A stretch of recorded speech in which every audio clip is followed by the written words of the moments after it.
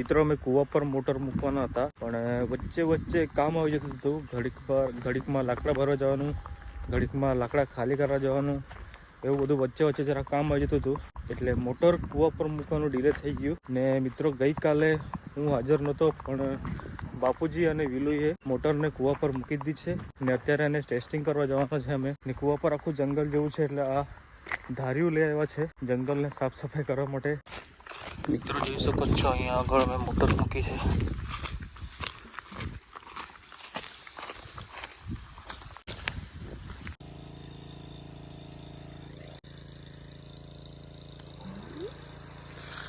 अरे बाप रे, हमटा खराब नहीं जा रहा.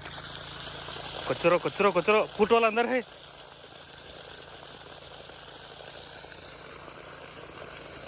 फाइनली मोटर चालू. लगभग 5-6 વર્ષથી પડેલી હતી.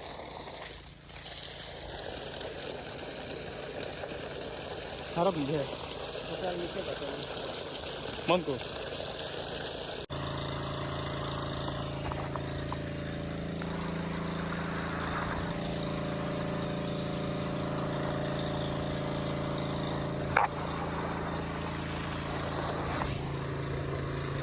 મિત્રો જોઈ શકો છો, આપણો જૂના જમાનાનો કૂવો, ખૂબ જ જૂનો કૂવો છે મિત્રો. અને કૂવો આમાં થયું એવું હતું કે કૂવાની ફરતે આખી દિવાલ બનાવેલી હતી પાકી. આ પથ્થરવાળી જોઈ શકો છો, આ પથ્થરની દિવાલ બનાવેલી હતી. પણ એમાં થયું એવું, કૂવાની ચારે બાજુ ઝાડવા ઉગી ગયા, એટલે ધીમે ધીમે આ જે પથ્થરવાળી દિવાલ છે આ ખસવા લાગી.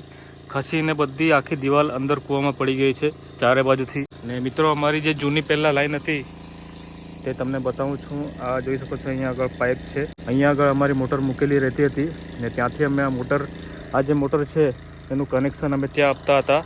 પછી ત્યાંથી એક અંડરગ્રાઉન્ડ પાઇપ છે ડાયરેક્ટ જતો હતો. આ શેડી જે દેખાય છે અહીંયા આગળ એક વાલ હતો, ત્યાં આગળ છે ત્યાં એક વાલ હતો. એટલે એ અમારી લાઈન આખા ખેતરમાં ફરી વળતી હતી. પણ મિત્રો આ જે કૂવો પુરાઈ ગયો ત્યારથી આ બધું બંધ થઈ ગયું. હાલમાં જે પાણી અમે આપીએ છીએ ખેતરમાં, એ એક બોર કરાયેલો છે, અને બોરમાં એક મોટર નાખેલી છે, એનાથી અમે ખેતી કરીએ છીએ હાલમાં. પણ મિત્રો આ ટેસ્ટિંગ કરવાનું હતું અમારે. આ મોટર ચાલુ કરીને ત્યારબાદ અમારે આ શેરડીમાં પાણી આપવાનું છે, એટલા માટે અમે આજે ટેસ્ટિંગ કર્યું. મિત્રો આપણો કૂવો છે, આ કૂવાની બાજુમાંથી આ બાજુવાળાનું ખેતર છે. આપણી જે જમીન છે આ કૂવાની આ બાજુની જમીન છે, ને આ બાજુવાળાની છે. તો મિત્રો બાજુવાળાના ખેતરમાં પાણીનું ઓપ્શન નથી, એટલે મિત્રો આપણા કૂવામાંથી એ લોકો ખેતી કરે છે. આ જોઈ શકો છો મિત્રો, બાજુવાળાના ખેતરના લોકોના અહીંયા મશીન મૂકેલા છે, 2 મશીન મૂકેલા છે.